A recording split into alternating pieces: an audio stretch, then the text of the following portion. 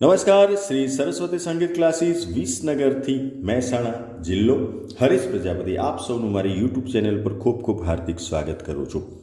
આજે આપણે સ્વર માલિકા લેવાની છે. તમારે જો આરોહ ને પકડ બરાબર તૈયાર થઈ ગઈ હોય, તમને વિડીયોઝ ના મળતા હોય પદ્ધતિસર શીખવા માટે, દરેક લેસનને હું નંબર આપું છું 1 2 3 4 5 6 એ રીતના. અત્યાર સુધીમાં લગભગ 18-19 લેસન પતી ગયા છે. આનો કયો નંબર આવે છે મને ખ્યાલ નથી, પણ જ્યારે હું અપલોડ કરીશ એ વખત નંબર જોઈને ચેક કરીને લગાવીશ. તો ખાસ ધ્યાનમાં રાખજો. તમને ના મળતા હોય વિડીયો તો મને વોટ્સઅપ પર મેસેજ કરજો, એની લિંક તમને હું મોકલી આપીશ. મારો નંબર લખી લો, વોટ્સઅપ નંબર 70 43 87 20 78, હરેશ પ્રજાપતિ વિસનગર. કોર્સની આજે 2 PDF ફાઇલો છે જે આપણે કોર્સ શીખવાના છે યુટ્યુબ પર. એમને કોર્સની PDF ફાઇલ ખરીદવી હોય તો પણ મને વોટ્સઅપ પર મેસેજ કરજો.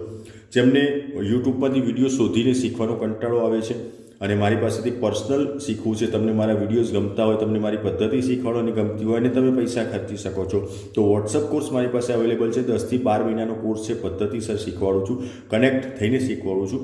જે રીતના આ પદ્ધતિ છે, પદ્ધતિ સેમ પણ આપણે સાથે કનેક્ટ રહીને શીખી શકીએ.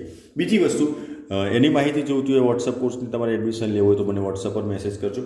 અને ખાસ જે લોકોને પદ્ધતિસર શીખવાનો કંટાળો આવે છે અને નોટેશનથી સ્વર જ્ઞાન મેળવવાની ઈચ્છા હોય તો પણ આપણી પાસે ટોટલ 6 નોટેશનની PDF ફાઇલો છે. અને નોટેશનથી કેવી રીતના સ્વર જ્ઞાન મેળવી શકાય એનો ડિટેલમાં એક વિડીયો બનાવ્યો છે.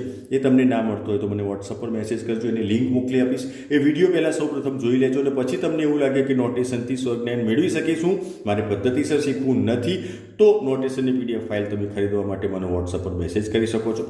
ટોટલ માહિતી આપી દઈશ. એક ગરબાની છે, બીજી 3 તારીખના ગરબાની છે, ત્રીજી ફિલ્મી ગીતોની છે. આ 3માં શું આવી જશે?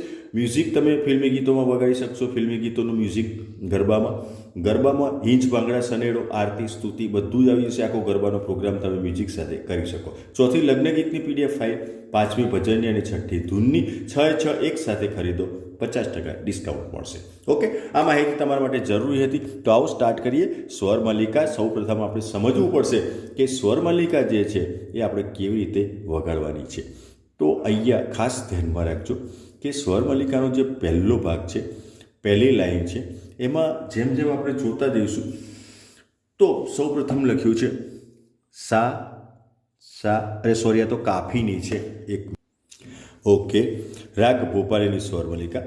તો આ રીતના જે વિભાગ પાડ્યા છે એ તાલ પ્રમાણે પાડેલા છે. આ જે નિશાનીઓ છે તાલની છે, એ જ્યારે તાલ આપણે નેક્સ્ટ વિડીયોમાં શીખીશું એ વખતે તમને હું સમજાવીશ. અત્યારે આપણે સ્વર માલિકા કેવી રીતના ગાવાની છે, વગાડવાની છે, એની સમજ મેળવવાની છે. તો ખાસ ધ્યાનથી સમજી લેજો. સા સા ધ પ, ઘ રે સા રે ગ, પછી આડું લીટું કર્યું છે. તો આનો મતલબ એવો છે કે આ જે ગ છે એના પછી આડું લીટું છે, તો અહીંની જગ્યાએ આપણે ગ વગાડવો છે. જેના પછી આડું લીટું હોય એ જ સ્વર ફરીથી વગાડવો. તો ગ ગ પ ગ ધ પ ગ ગ, બરાબર છે. બીજી લાઈનમાં ગ પ ધ સા રે સા ધ પ સા પ ધ પ ઘ રે સા સા વગાડવાનો છે. ઘણા મિત્રો ખાલી દબાઈ રાખે છે, 2 વાર વગાડવાનો, સા સા. અંતરામાં જોઈએ તો ગ ગ પ ધ પ સા સા સા, ધ ધ સા રે ગ રે સા ધ, ગ ગ રે સા રે સા ધ, સા સા ધ પ ઘ રે સા સા. ઓકે, તો પહેલી સ્થાયી છે. સ્થાયી એટલે મુખડું, પછી અંતરો છે. તો બંનેની 2 લાઈન છે. સૌપ્રથમ તૈયાર કેવી રીતના, ઘણા મિત્રો સળંગ જોઈને વગાડી જાય છે, એવું નહીં કરવાનું. એક ક્વોલિટી ટાઈમ આપો કે ફર્સ્ટ લાઈન ફક્ત ધ્યાન આપો, બીજા કોઈ ઉપર ધ્યાન નહીં આપો. પહેલી લાઈન તમને જોયા વગર મોઢે આંખ બંધ કરીને વગાડતા આવડી જાય ત્યાં સુધી પહેલી લાઈનની જ પ્રેક્ટિસ કરો. પછી બીજી લાઈન પકડો, બીજી લાઈન એ રીતના જ આવડી જાય પછી પહેલીને બીજી સળંગ વગાડો. એમ થાય કે કોઈ ભૂલ નથી પડતી, સળંગ વાગે છે, હું જે રીતના વગાડીને બતાવું એ રીતના સરખાવી જોવાનું. એમ થાય કે કમ્પ્લીટ છે તો ત્રીજી લાઈન લો, અંતરાની જે છે. ત્રીજી લાઈન પરફેક્ટ થઈ જાય એટલે પહેલી, બીજી, ત્રીજી સળંગ વગાડો. ચોથી તૈયાર થઈ જાય એટલે 3 ને 3 ચોથી, એટલે કે 4 4 સળંગ વગાડો. એનો ફાયદો શું થશે કે આગળની લાઈન વારંવાર રિપીટ થશે, વારંવાર થશે. એટલે તમને પછી કોઈ પણ રાગ આ રીતના તૈયાર કરશો તો તમારે જોઈને વગાડવાની જરૂર નહીં પડે. જેટલું મોઢે તૈયાર થશે, ઘણા મિત્રો પૂછે છે કે જોઈને ના વગાડાય, ચોક્કસ વગાડી શકાય, પણ તમારું ધ્યાન 2 બાજુ વહેંચાયેલું હોય એટલે તમને સમય લાગે શીખવામાં. પણ તમે જો પહેલેથી જ ક્વોલિટી ટાઈમ આપીને વ્યવસ્થિત હું જે રીતના સમજાવું છું એ રીતના પ્રેક્ટિસ કરીને તૈયાર કરશો તો તમને સમય ઓછો બગડશે, સ્વરને મેળવવા માટે સમય ઓછો બગડશે, રિયાઝ સારો થશે અને બધું મોઢે થતું જશે. બરાબર છે? તો આ 4 લાઈન હું તમને ફિંગરિંગ બતાવી દઉં છું સૌપ્રથમ, પછી ગાઈને બતાવી દઉં છું. અહીંથી શરૂ થાય છે સાથી. તો પહેલી આંગળી મૂકીશું તો અહીંયા અંગૂઠો મૂકવો પડશે. તો આપણે શું કરીશું? ત્રીજી આંગળી મૂકીને સ્ટાર્ટ કરીશું.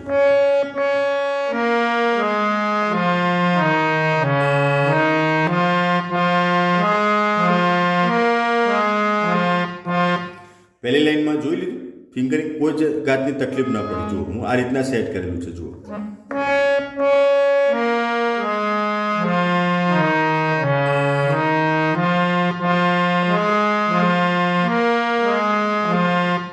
બીજી લાઈન.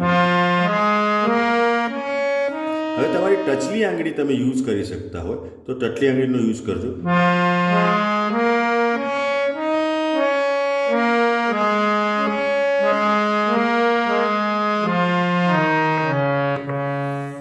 બરાબર? આ 2 લાઈનનું ફિંગરિંગ. ખાસ ફિંગરિંગ ઉપર એટલા માટે ધ્યાન આપવાનું છે કે આંગળી તમારી જો આમ થશે તો તમારું ફિંગરિંગ બગડી જશે, આમ થશે સ્પીડ નહીં આવે. જ્યારે દુગુન વગાડે, દુગુન એટલે ડબલ સ્પીડ, તો એ વખતે તમને ખૂબ તકલીફ પડશે. એટલે સૌ પહેલાં ફિંગરિંગ સેટ કરવું જરૂરી છે અને એ ફિંગરિંગ ઇઝીલી સેટ થઈ જાય પછી તમે વગાડી શકો છો. ધારો કે સ્થાયી હું વગાડું હવે,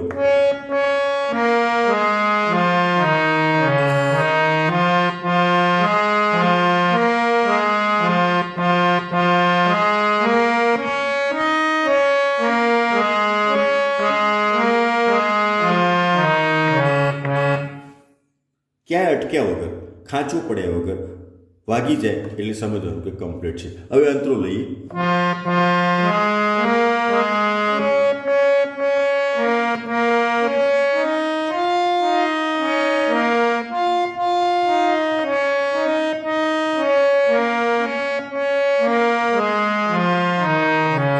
મેં સળંગ વગાડી દીધું, ફરીથી જોઈએ.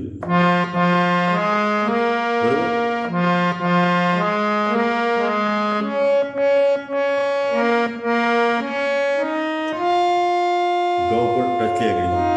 સીધી પાછા આવી ગયા, પછી પાછું ગ ગ રે છે, પછી રે રે સાધ અને સા સાધ. તો મારી આંગળી અહીંયા હતી પણ મેં આનો ઉપયોગ કર્યો, પછી આ કર્યો. જુઓ બરોબર. હવે આની જગ્યાએ મેં આ લીધી એટલા માટે કે આ લઉં તો પછી પાછું અહીંયા અંગૂઠો મૂકવો પડે અને અંગૂઠો સફેદ ઉપર આવે એ વધારે સારું. એટલે મેં આ ત્રીજી આંગળી મૂકી અહીંયા. જો આને અવોઇડ કરી તો આ સીધી અહીંયા આવી ગઈ. બરાબર? ફિંગરિંગનું મહત્વ કેટલું બધું છે એ જે લોકો વાદન કરે છે એમને ખ્યાલ છે. હવે હું ગાઈને વગાડીને બતાવું છું. સા સા ગ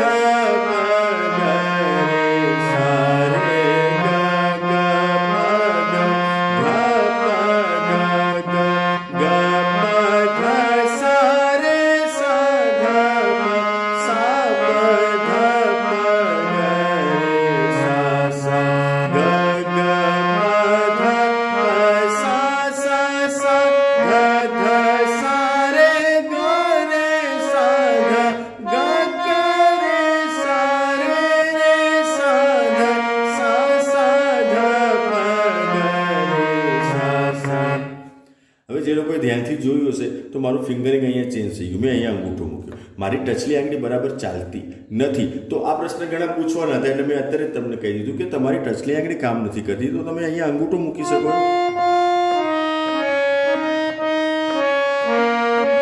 ઉપાડીને મૂકી શકો. ત્યારે આપણે અહીંથી શું થાય, અંતરો લઈએ.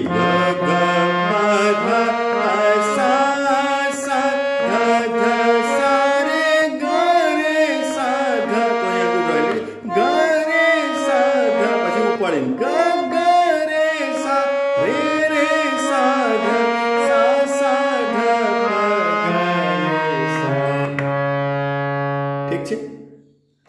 આશા રાખું છું તમને ફિંગરિંગ અને ગાયન બંનેની સમજણ પડી ગઈ છે. આ રીતના પ્રેક્ટિસ કરજો. પ્રેક્ટિસ થઈ જાય પછી રિયાઝ કરજો. પ્રેક્ટિસ અને રિયાઝ વચ્ચેનો ડિફરન્ટ મેં આગળ સમજાવ્યો છે એટલે આપણે સમય વ્યતીત નથી કરતા. પરફેક્ટ તૈયાર કરજો. નેક્સ્ટ લેસનમાં આપણે જઈશું તાલ, ત્રિતાલ કેવી રીતના તાલ સાથે, કારણ કે વગાડવી પડશે. તાલ સાથે શીખવું ખૂબ જરૂરી છે. સ્વરજ્ઞાન મેળવ્યા પછી તમે જ્યારે પણ પ્રોગ્રામ કરશો ત્યારે તાલ આવશે નહીં આવશે, તો તાલ સાથે કનેક્ટ કેવી રીતના થવું એનો વિડીયો આપણે નેક્સ્ટ લેસનમાં લઈશું. ત્યાં સુધી આવજો. Good bye, good day.